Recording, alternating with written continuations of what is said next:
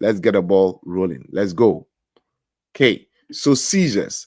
And this is very important for the board exam because it's an emergency, right? And you realize that in the MCC exam, you need to learn things which will kill the patient, things which can destroy a limb, and things which can make the patient feel incapacitated.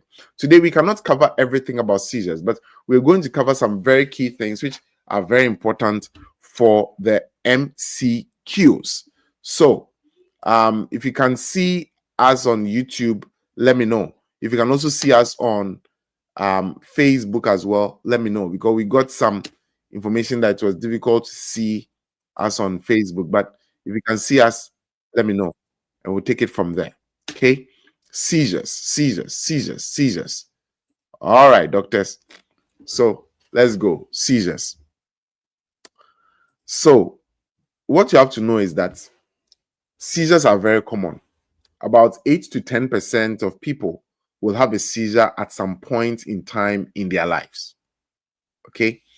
And it accounts for about 1 to 2% of emergency room visits and about 1/4 of emergency room visits as a result of first-time seizures. So that's something you want to pay particular attention to. Now, what is a seizure? And we are going to distinguish between a seizure and epilepsy. Okay, so a seizure is basically a sudden behavioral change that is caused by abnormal over-synchronized electrical activity in the brain's cortex. Okay, so a seizure is a sudden behavioral change which is caused by abnormal over-synchronized electrical activity in the brain's cortex. That is what a seizure is all about. Now, there are two main categories of first seizures.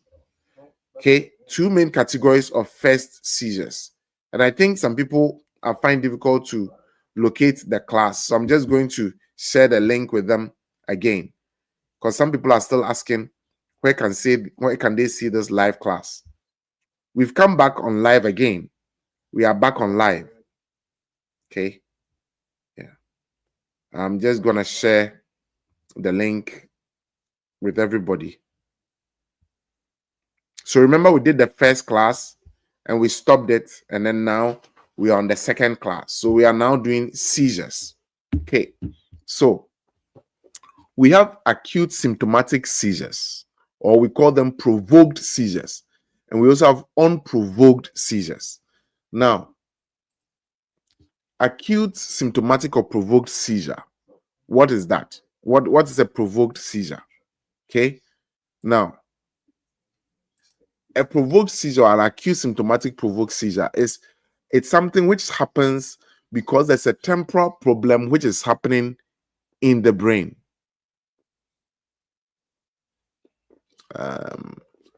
Somebody says my thing is says my screen is in longitude now. No. Can you see it in the portrait form now? Doctors, can you see it in the portrait form now? I think it's something which YouTube has changed. So I can see that I'm in the portrait form. So I'm looking at it here. I can see that I'm now in the portrait form. Okay. So this is how you want to see me. Yeah.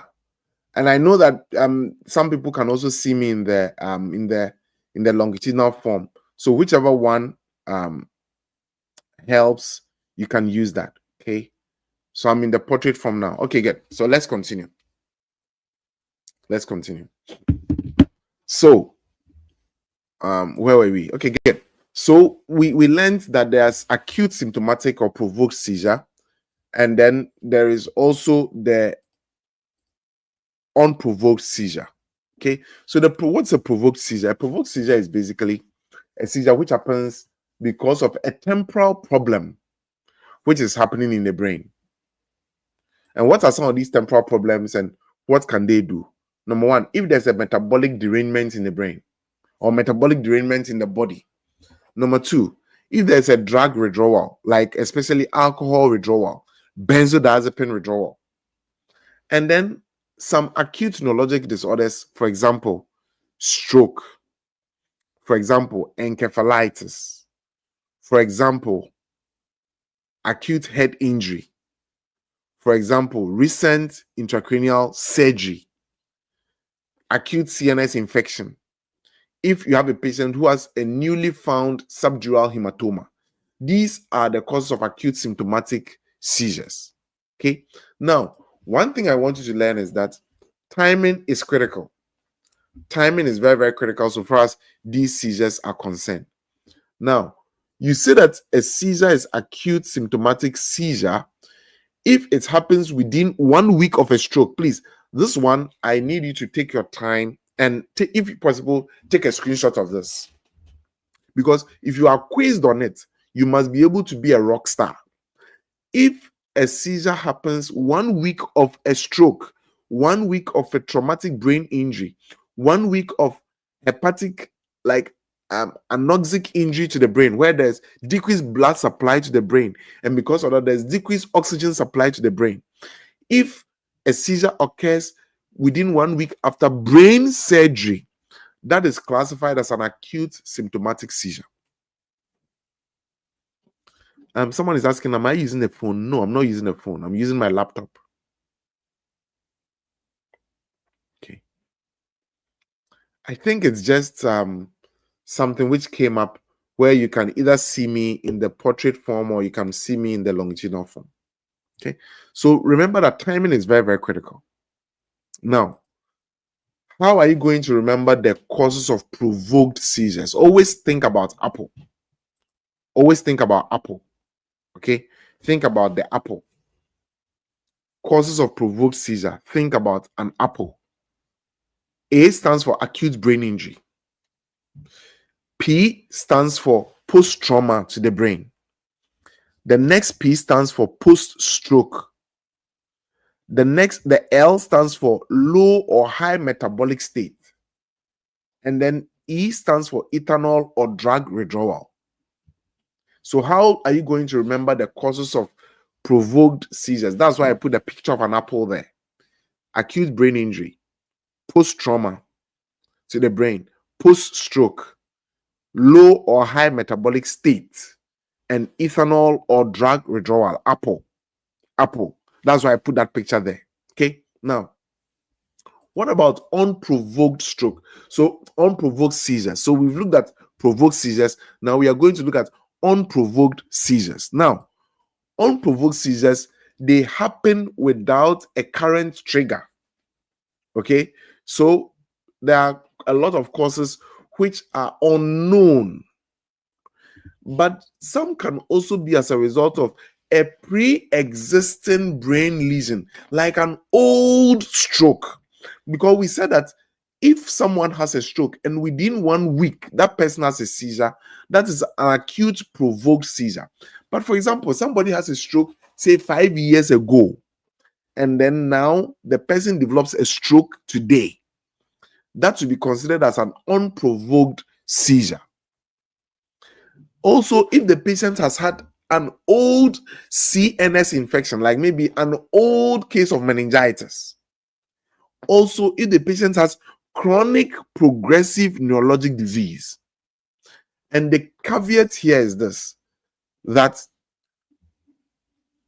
unprovoked seizures have a higher risk of future epilepsy than acute symptomatic seizures. So if in your board exam, it is inquired of you, which of these has a higher likelihood of having epilepsy in the future, and you see some of the options and you see all of them are acute provoked stroke, acute provoked seizure, acute provoked seizure, and you see a patient with maybe a distant stroke, you want to go for that, because patients who have unprovoked seizure have a higher risk of future epilepsy. Please, I want to pause here and ask, so far, does it make sense? So far, does what I'm teaching make sense? I want to know.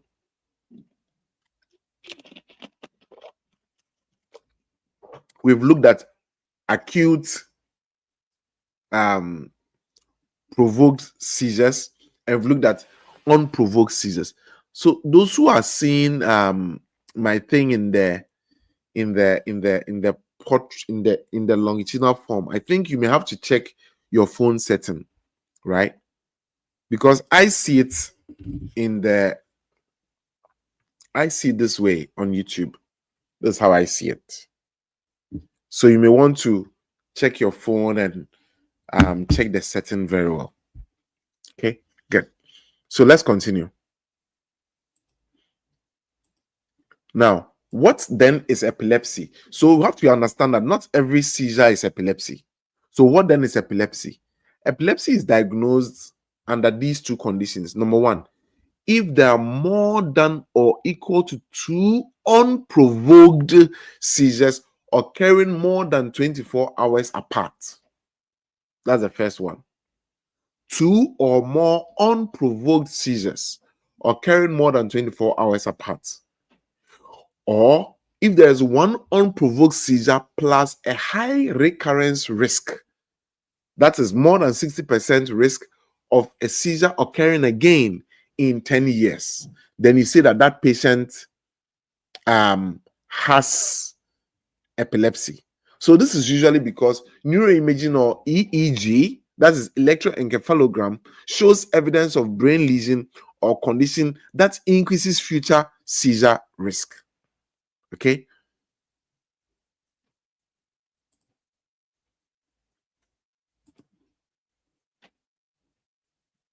Yeah.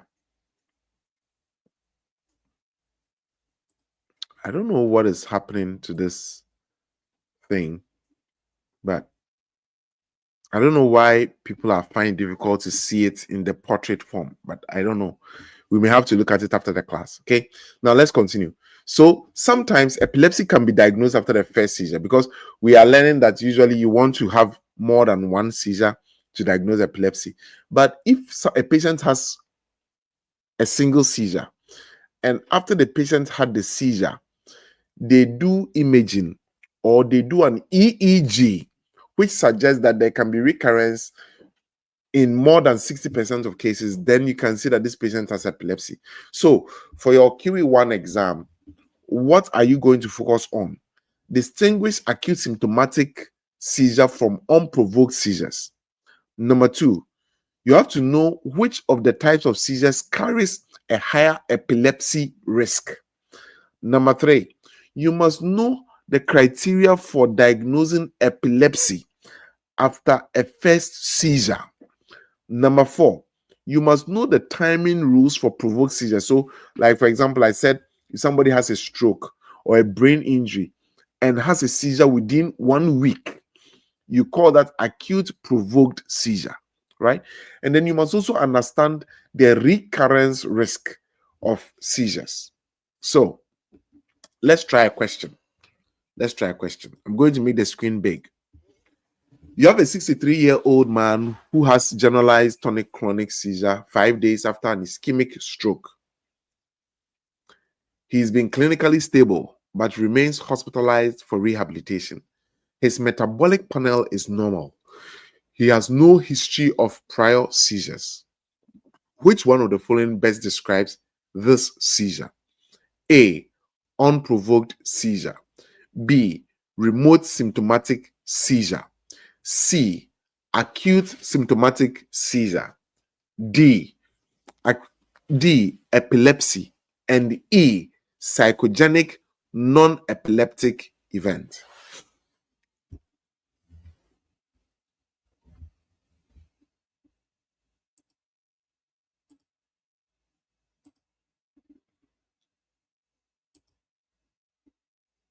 What's the correct answer?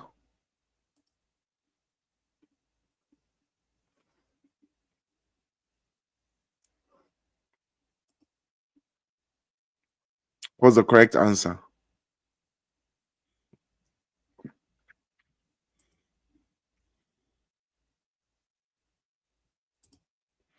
And the correct answer is C. C. This is an acute symptomatic seizure, and we've explained it. We've belabored that point, right? this seizure occurred within 1 week of a stroke, and which fits the timing criteria for acute symptomatic seizure. Okay, good. So let's look at causes of seizures in adults. Causes of seizures in adults. Let's go. So the first cause of seizure in adults is acute brain injury. So acute brain injury causes. And what are some of the acute brain injury causes? Number one, if the patient has acute ischemic stroke, that can lead to a seizure. Number two, if the patient has acute hemorrhagic stroke, especially if it was a lobar hemorrhage. Number three, subdural hematoma. Number four, subarachnoid hemorrhage. Number five, cerebral venous thrombosis. And number six, something we call PRES, that is posterior reversible encephalopathy syndrome. These are the cerebrovascular disorders that can lead to seizures in adults. Okay, what about acute traumatic brain injury? Any head injury in an acute phase can trigger a seizure. So maybe the person was playing football and someone, hit the person's head with the boots or something. That can lead to a seizure. Okay. Next one. Seizures can also happen in pregnancy. So pregnancy-related hypertensive emergencies, that can lead to seizures as well. So I want you to start thinking very broadly so far as this question is concerned. Next one, if the patient has hypoxic ischemic injury, where there's brain injury from lack of oxygen or global hypoperfusion, that can also lead to a seizure. Okay. The fifth point is patients who develop CNS infections, that is central nervous system infections. So, for example, patients who develop brain abscess, patients who develop bacterial meningitis, patients who develop aseptic meningitis, and patients who develop viral encephalitis. All these patients have a high risk of developing seizures. These can all cause seizures. Next one. If there's acute systemic or metabolic disorders, for example, what are some of them? Hypoglycemia. So most common in diabetics who are taking a lot of insulin or oral hypoglycemics.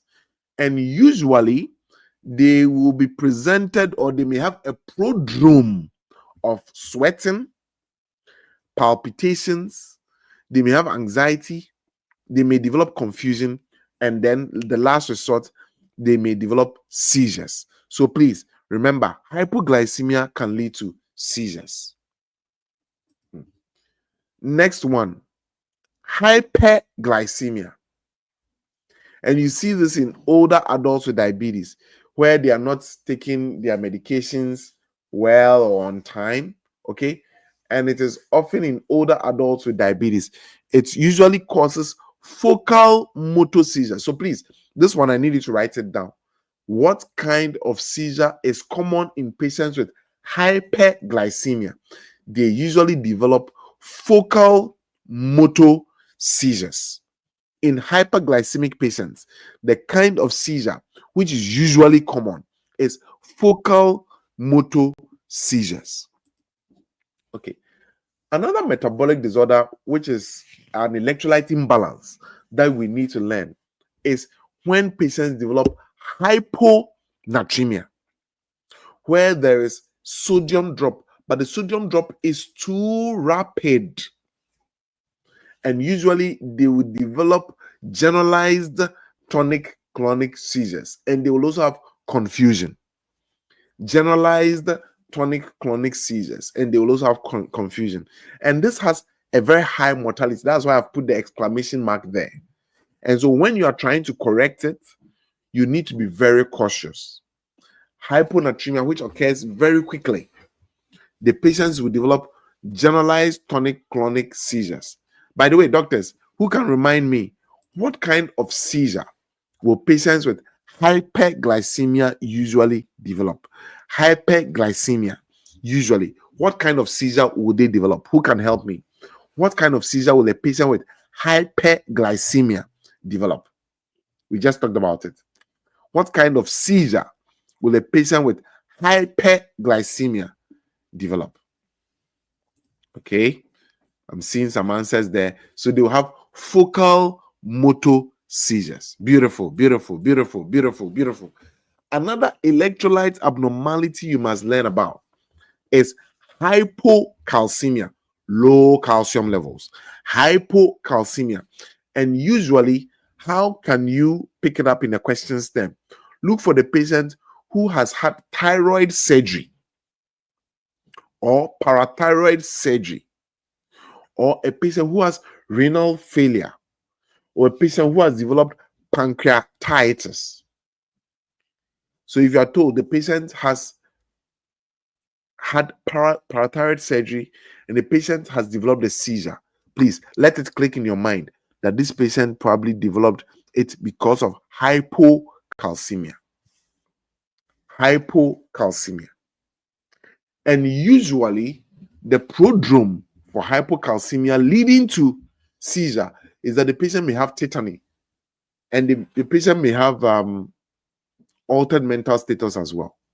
Okay, so there can be tetany and there can also be altered mental status. Okay, another metabolic condition that can lead to seizure is hypomagnesemia.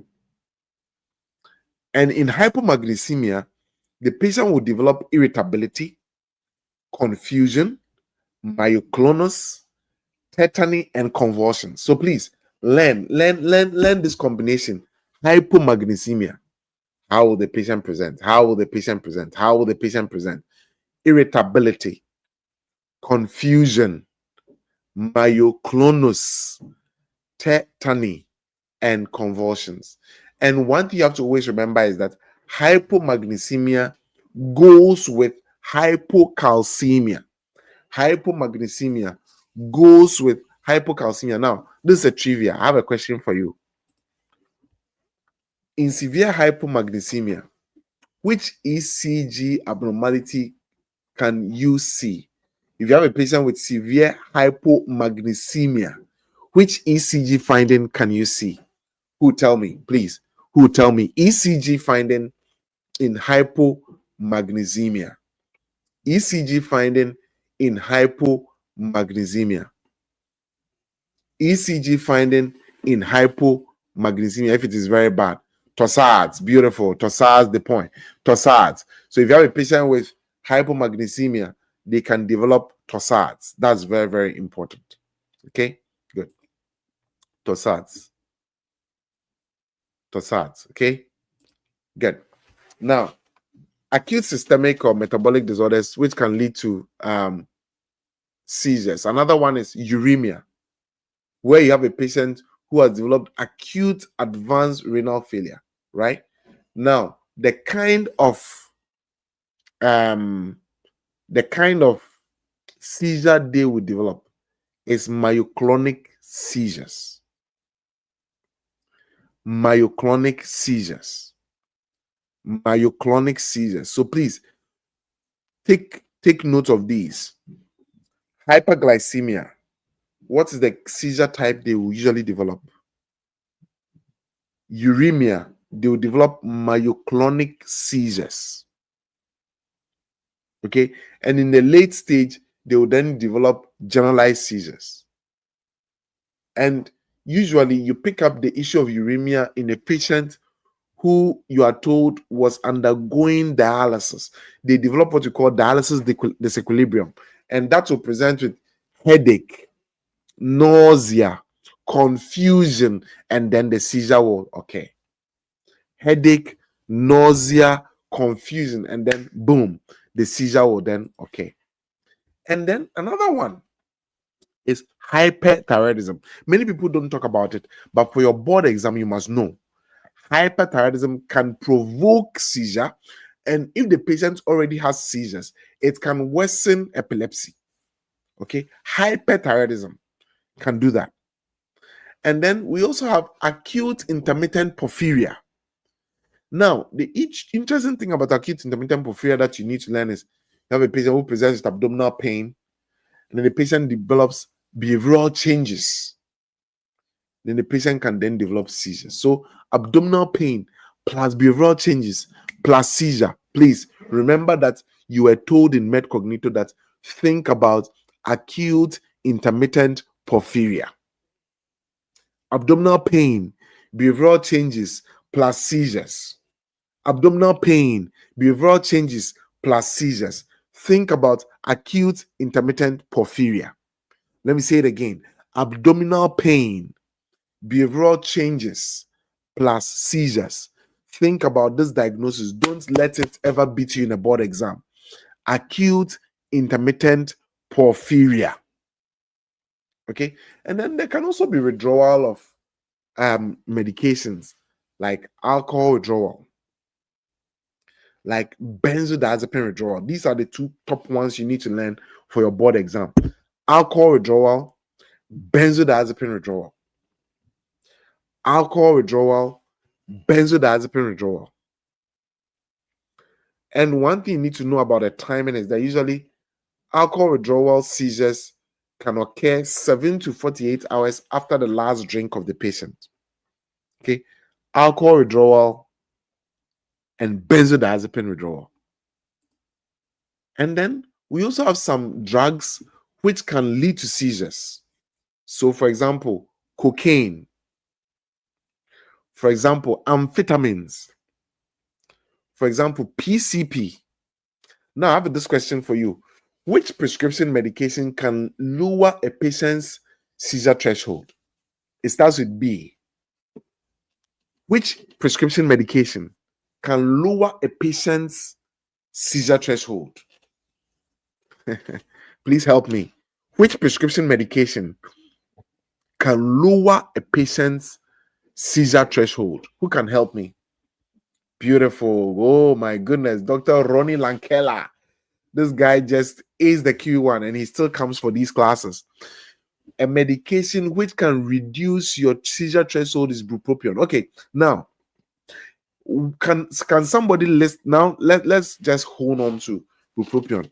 Can you tell me what are some contraindications for prescribing bupropion? You want to prescribe bupropion. What are some of the contraindications for prescribing bupropion? Who can help me? Who can help me? You are prescribing bupropion.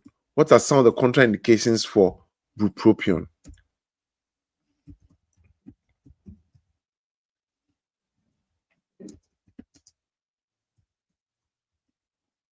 What are some of the contraindications for bupropion? Please, who can help me?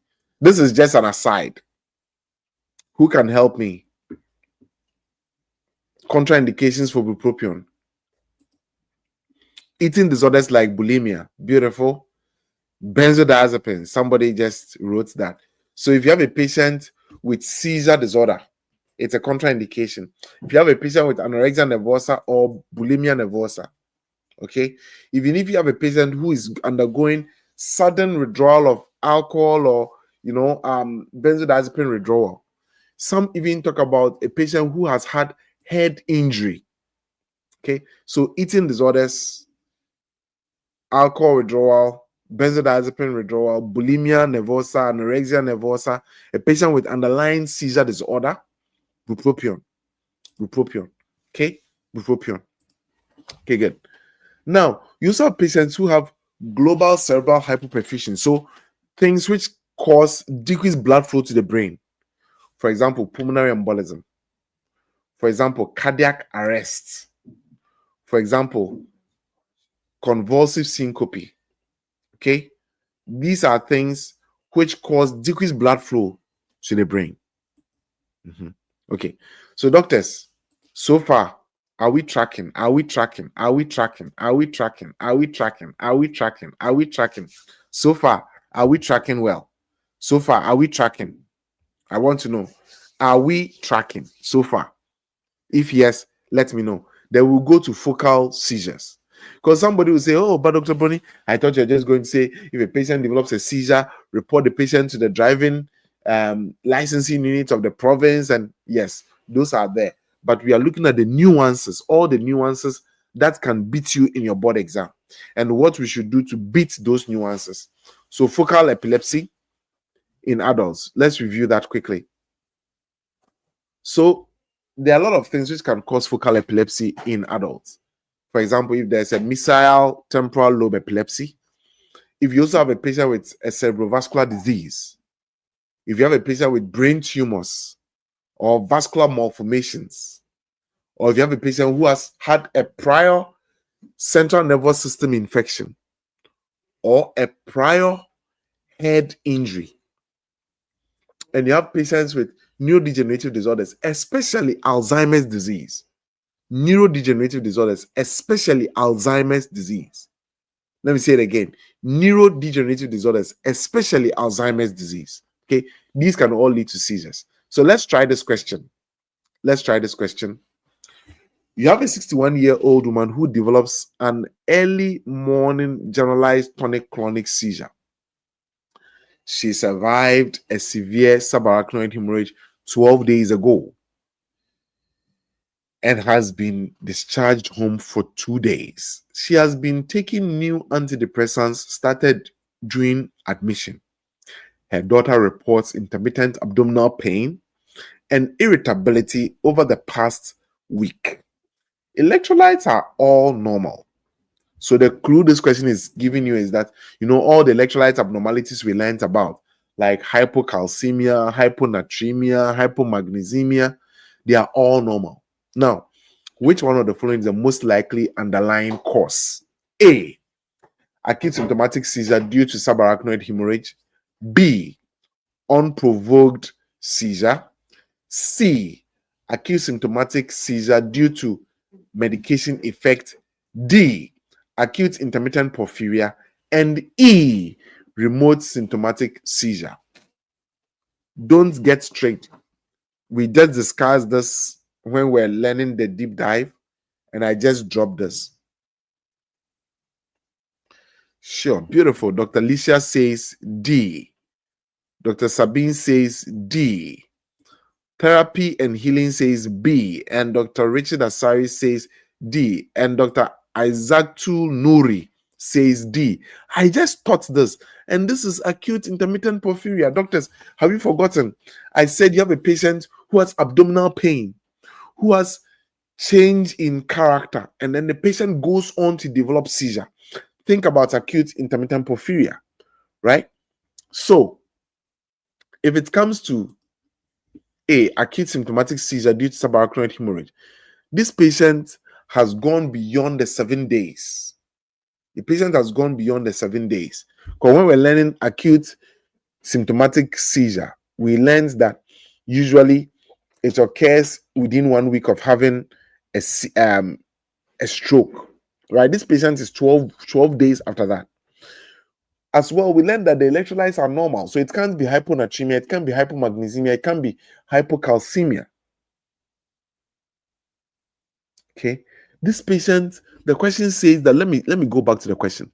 It says her daughter reports intermittent abdominal pain, irritability over the past week. And these are all telling you that this patient has acute intermittent porphyria. Simple.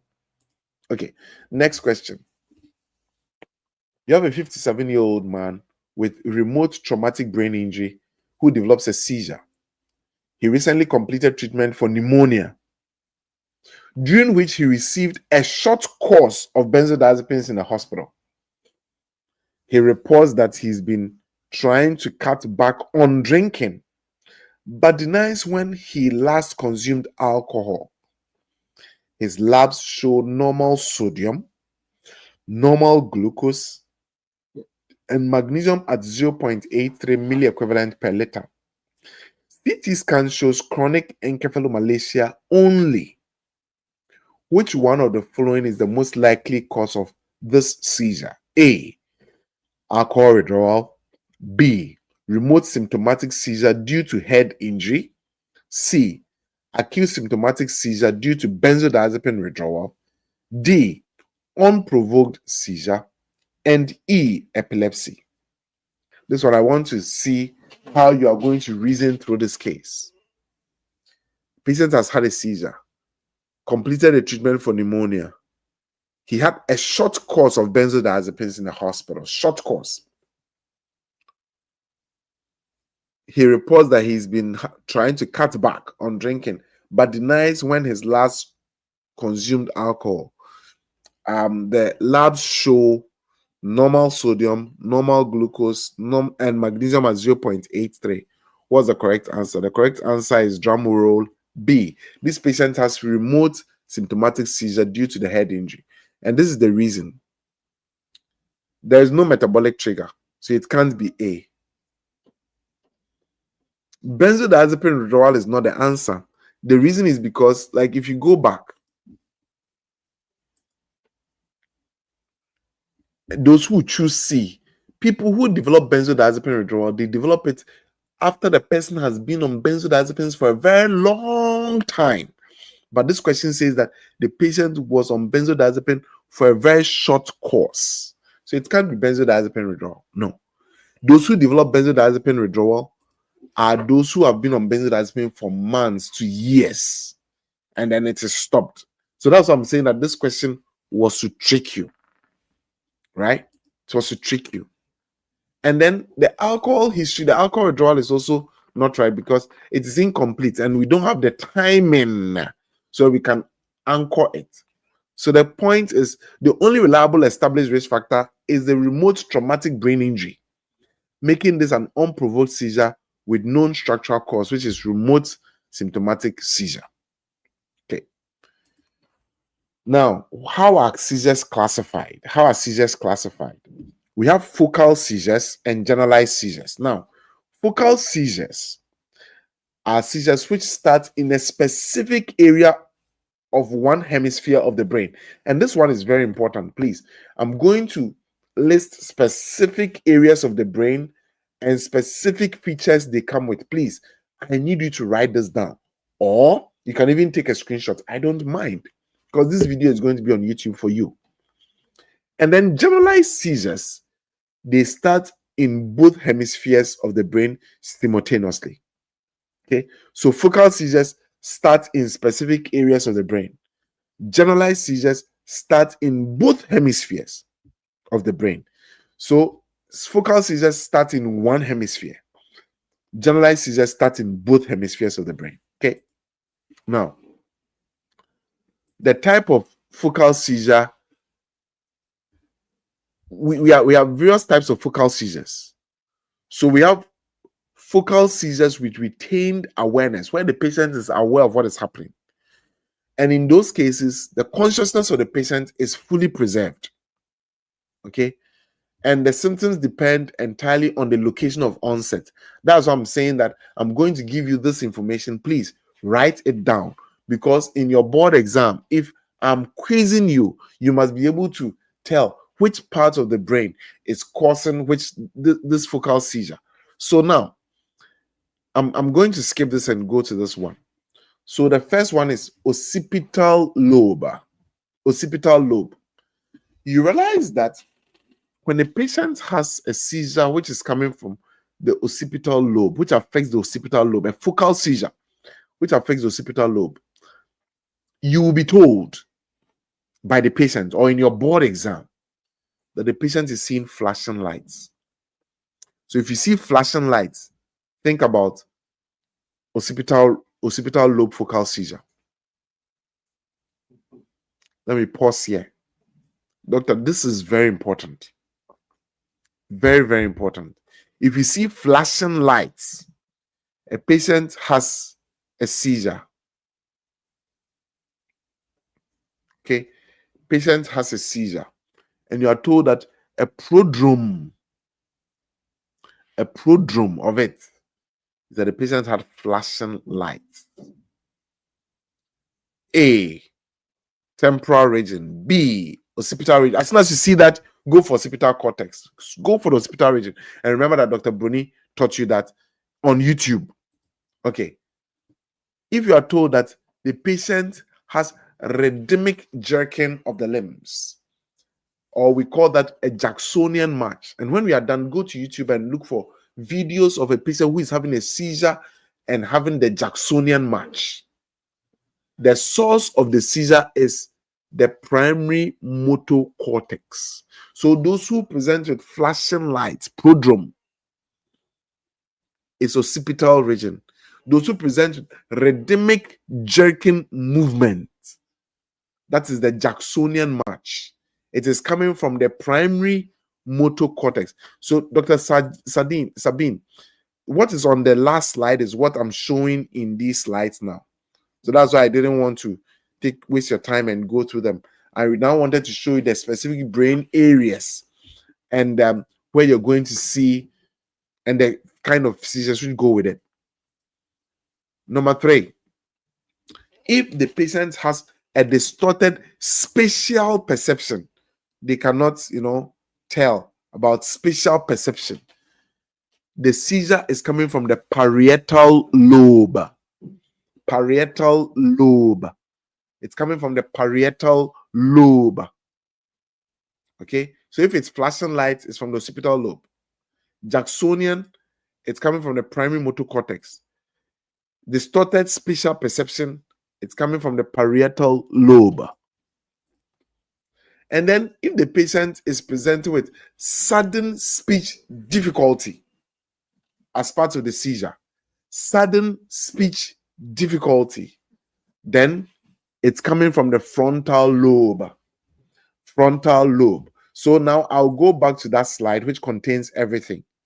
And this is where you're going to see, the summary. If it is flashing lights, think about occipital cortex. If it is motor rhythmic jerking movement, that is the Jacksonian march, think about the motor cortex. If there is distorted spatial perception, think about parietal cortex. And if there is sudden speech difficulty, then that is coming from the frontal lobe. So that's why I jumped this and I wanted to show you all the pictures of the brain so you can appreciate it better. Okay, so now that we are done with the focal seizures, now we are going to go to the generalized seizures. Okay, we're going to go to the generalized seizures. And as I said, generalized seizures occur in both hemispheres at the same time, simultaneously. All right. So, generalized tonic-clonic seizures. This is what many of us see in the emergency room and patients present with it. You realize that the patient will present with sudden loss of consciousness and they may have a possible cry. And there can be a tonic phase where they are very stiff and they can develop cyanosis. And there can be a clonic phase where there is then the rhythmic jerking, tongue biting, and they can have frothy saliva. Okay, so generalized tonic-clonic seizures. They have sudden loss of consciousness. They can have possible cry, and there's 2 phases: the tonic phase where they are stiff, and then the clonic phase where they have the rhythmic jerking movement. They can have tongue biting and frothy saliva. So in a board exam, if they ask you in which phase of a generalized tonic-clonic seizure can a patient develop tongue biting, you should be able to say it occurs in the clonic phase. And in the post-seizure state, they will be in a deep sleep and they gradually awaken. And when they wake up, they have confusion and they may be agitated. That is generalized tonic-clonic seizures for you. Next one, absence seizures. We call it absence seizures. Usually, they present with brief staring spells. So you realize that the patient is staring in one direction. And if you are not careful, the teachers will report these children that they don't pay attention in class. And when they are staring in one direction, what you realize is that there's a behavioral arrest. And it can happen several times a day. And usually occurs mainly in childhood. Okay. Then we also have atypical absent seizures. Absent seizures. Some people call it absent seizures. So you have the typical absent seizures and atypical absent seizures. Now, the beautiful thing about the atypical absent seizure is that it usually is longer and its onset is slower, and they may have more motor features. So that's how atypical absence seizures differ from regular absence seizures. They are longer, they have slower onset, and because they have slower onset, they also go off slowly, and they have more motor features. Okay. And then we also have clonic seizures. So clonic seizures is where the patient is just having rhythmic jerking. Usually it is seen on the face, on the neck, and in the arms. Clonic seizures. So don't confuse clonic seizures with tonic clonic seizures. So clonic seizures, there's only rhythmic jerking. But tonic clonic seizures, the patient has 8 times when the body is stiff and times when the body is jerking. Right? Okay, good. And then we also have what you call myoclonic seizures. So these are sudden, brief jerks. And during myoclonic seizures, consciousness is preserved. Doctors, the information we are sharing is a lot. It's a lot. And this is what will help you to differentiate between various concerns so far as the board exam is concerned. So that's why I'm taking my time to go through them gradually. So we've learned absent seizures, atypical absent seizures, myoclonic seizures, generalized tonic clonic seizures. We've learned clonic seizures as well, right? And the features. And then tonic seizures. In tonic seizures, there's just stiffness. There's no jerking, only stiffness of the body, no jerking. So the body becomes stiff and the patient will fall down. That's tonic seizures. Clonic seizures, there is jerking, there's no stiffness.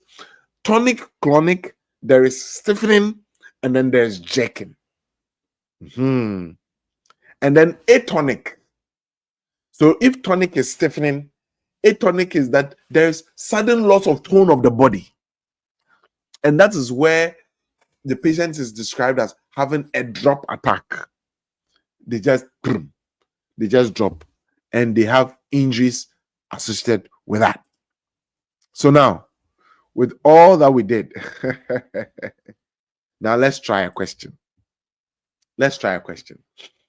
Yeah, a 54-year-old man who reports a 3-second sensation of rising warmth in his abdomen, followed immediately by repetitive chewing movements and staring.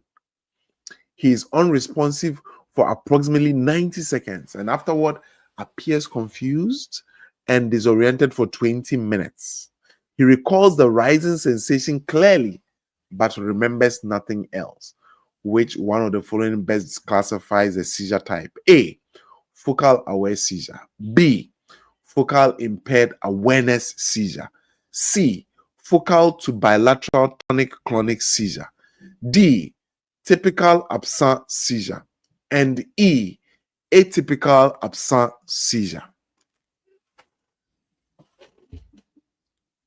This doctor says, Dr.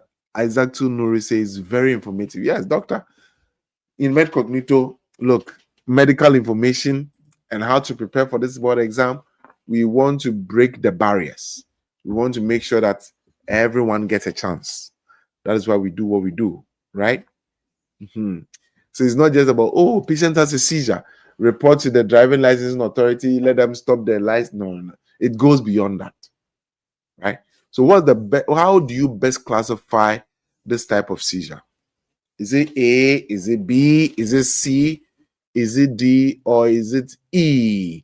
And the correct answer is B, focal impaired awareness seizure, right? The patient is able to recall the aura. It is followed by impaired awareness and automatisms, okay? And it is followed by prolonged post-ictal phase. This sequence is what defines a focal impaired awareness seizure. Okay, next question. You have a 42-year-old woman who has daily episodes lasting 15 to 18 seconds in which she stares forward, blinks rapidly, and repeatedly rubs her fingers together. She's unaware of the events. Recovery is immediate without confusion. MRI and CT are normal. Which seizure type is most consistent with this presentation? A. Typical absent seizures. B. Atypical absent seizures. C. Focal impaired awareness seizure. D. Myoclonic seizure. And E. Atonic seizure. What's the correct answer? What's the correct answer? Is it A? Is it B? Is it C? Is it D? Or is it E? And the correct answer, ladies and gentlemen, is B. Atypical absent seizures. Because this occurs more than 10 seconds. Mostly there are motor features where there's blinking, repetitive movements, impaired recovery. It argues against focal impaired awareness seizure. Okay. And episodes occur multiple times a day, which is another atypical absent clue. So, doctors, you need to learn these things. Next question. You have a 67-year-old woman who collapses suddenly while standing. Witness reports a brief stiffening of her entire body for 2 to 3 seconds before she fell. There was no jerking, no warning, and she regained consciousness within seconds. Though mildly dazed, no automatisms were seen. Which seizure type best explains this? A. Tonic seizure. B. Atonic seizure. C. Myoclonic seizure. D. Focal impaired awareness seizure. And E. Clonic seizure.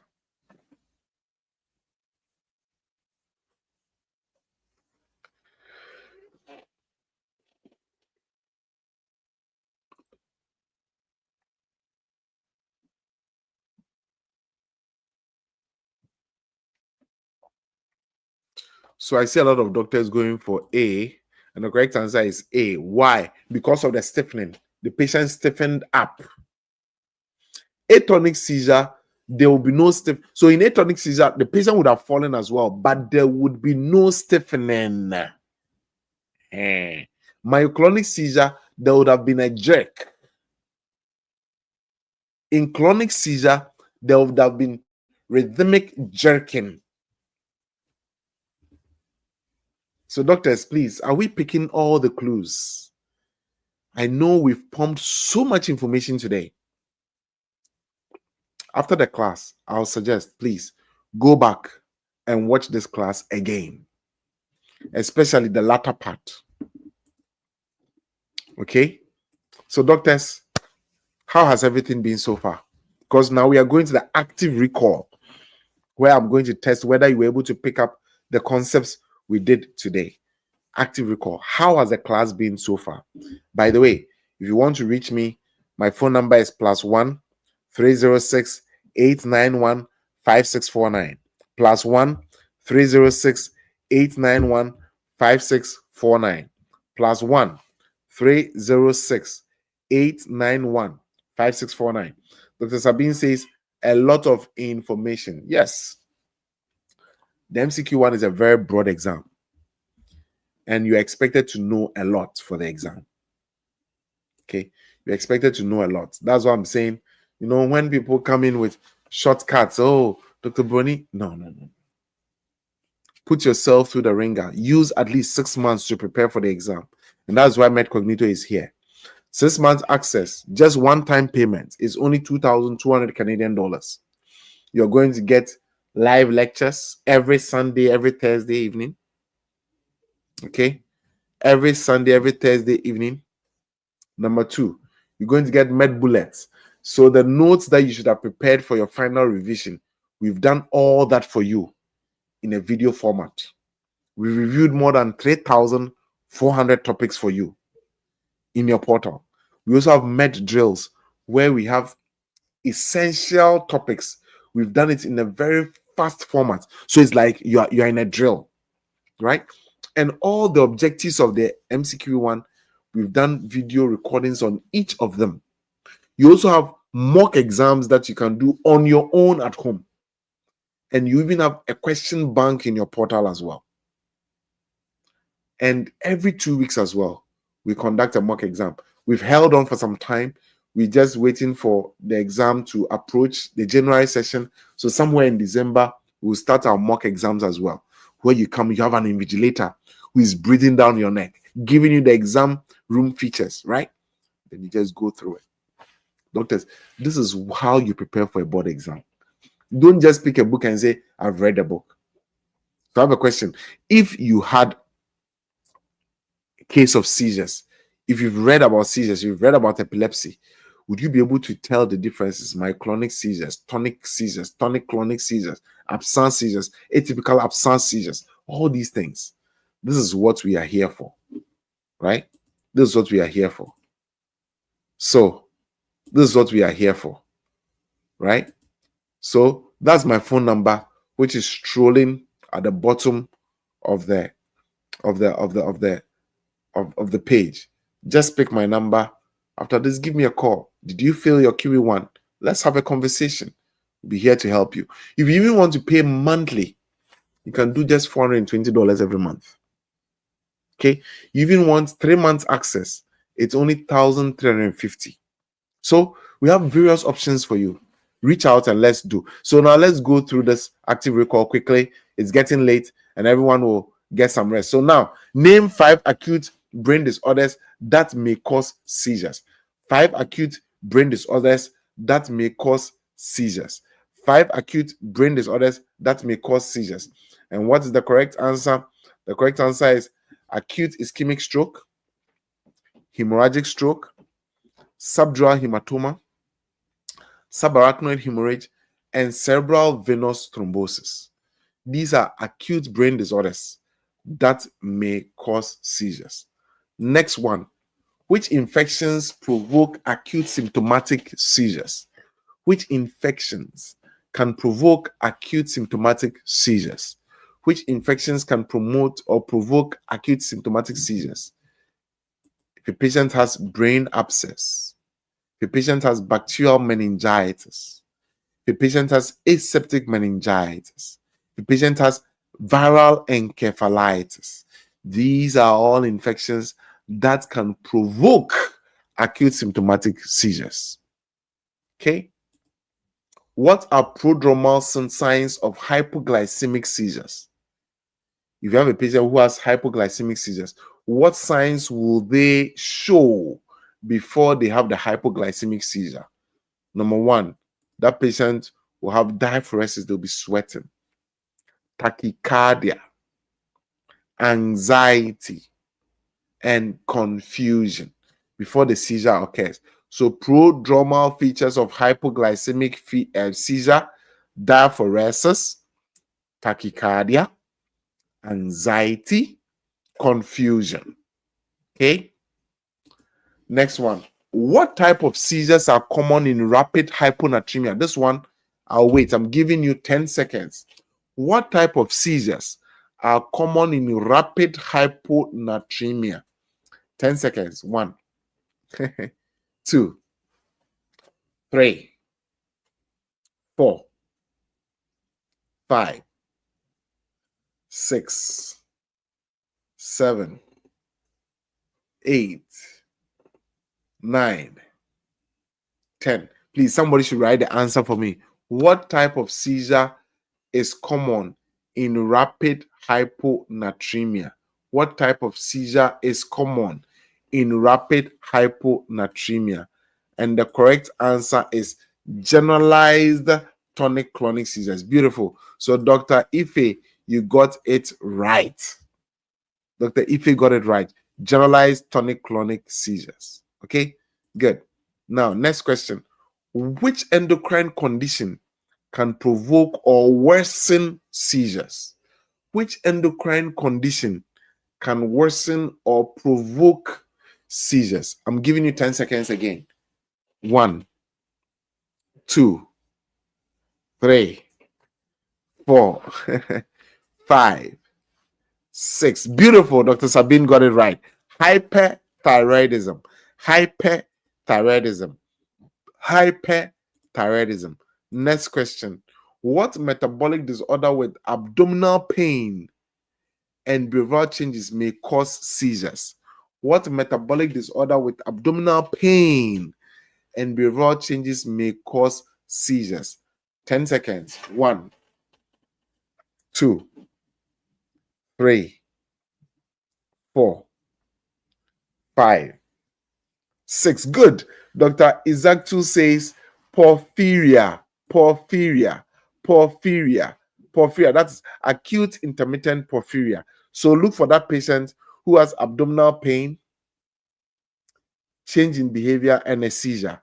When you see that triad, that tells you acute intermittent porphyria. Next one. What withdrawal states commonly cause seizures? Which drugs or which withdrawal states cause seizures? This one you know. I'm giving you just 5 seconds. 1, 2, 3, 4, and 5. I'm looking for the right answer. What withdrawal states cause seizures? What withdrawal states? Sure. Benzodiazepines, alcohol withdrawal. Benzodiazepines and alcohol withdrawal. Benzodiazepines and alcohol withdrawal. Next one. Name 3 intoxications that can provoke seizures.